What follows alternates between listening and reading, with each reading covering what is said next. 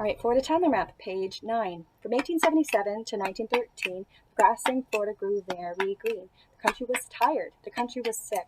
Where can you go to get sunshine quick? Well, thanks to a man named Henry B. Plant, your grandpa, your cousin, your nephew, your aunt could jump on a train at the railway station and come to Florida for a warm vacation. Thank Henry Flagler and William Shipley, too. They also built railroads as Florida grew. The tracks had coaches, but also shipping cars. They carried citrus, cattle, lumber, phosphate, and cigars. All right, we're starting back at page 1. Please listen to our Florida rap. We'll tell you the timeline in a snap. We don't know much about how Florida began, like when it was first inhabited by man, but Indians were the first people probably, we can tell. From ancient tools and pottery, the northeastern Indians were called Tamuquas. They harvested maize, beans, melon, and squash. Calusa in the south made things from shells, spears and tools, and utensils. Tocobaga lived in the Tampa estuary. The pottery skills were extraordinary. The Tequesta lived where Miami is today. Each loved to dine on a manatee fillet.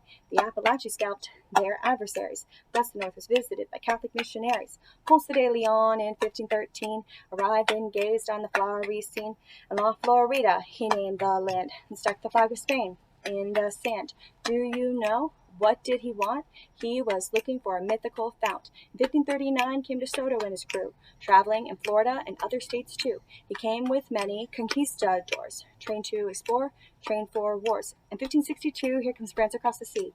Allez-vous conquérir la Floride. The French with La Donnière built Fort Caroline. Spanish hated French, and the French ain't kind. South, the Spanish built their own little hive. Menendez built St. Augustine in 1565. It became the hub of Spanish missions. Monks gave the Indians the Catholic traditions. Spanish and the French fought tooth and nail. But wait, now the British has set sail. The British also had to possess the New World. They sent Francis Drake with his sails unfurled. In 1586, he burned down the ancient city, but the Spanish rebuilt. They were tough and gritty. Through all the fighting, Florida stayed in Spanish hands, though French and English were encroaching on their land. During this time, there were pirates to be feared.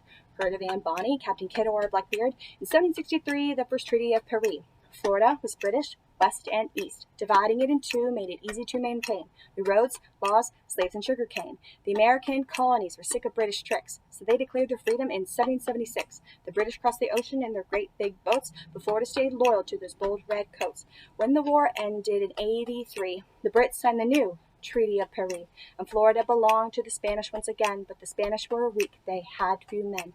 Loyalist families snuck across state lines. They lived in the woods and took care of bovines. We call these people the Florida Crackers. Few were tougher than these cowboy bushwhackers. Escaped slaves also ran away to the land, became a part of the Seminole Band. This tribe caused problems for the U.S.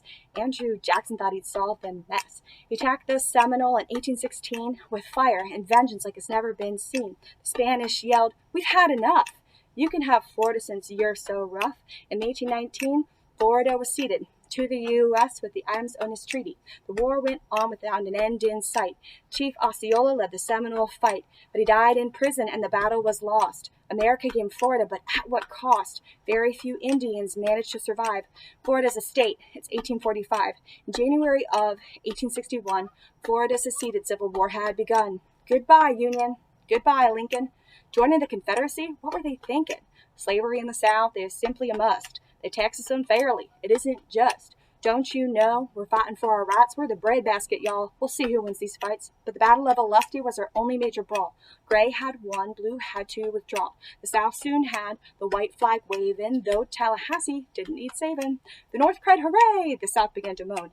Good luck not farming now without the slaves you used to own. After the war, there was much destruction. So in 1865, Total Reconstruction, fixing the South until 77.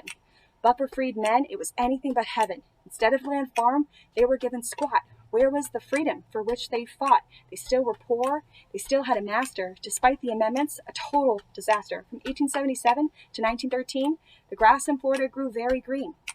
The country was tired. The country was sick. Where can you go to get sunshine quick? Well, thanks to a man named Henry B. Plant, your grandpa, your cousin, your nephew, your aunt could jump on a train at the railway station and come to Florida for a warm vacation. Thank Henry Flagler and William Shipley, too. They also built railroads as Florida grew. The tracks had coaches, but also shipping cars. They carried citrus, cattle, lumber, phosphate, and cigars. Oh, my word. That took like 20 takes, y'all. I'm gonna be honest.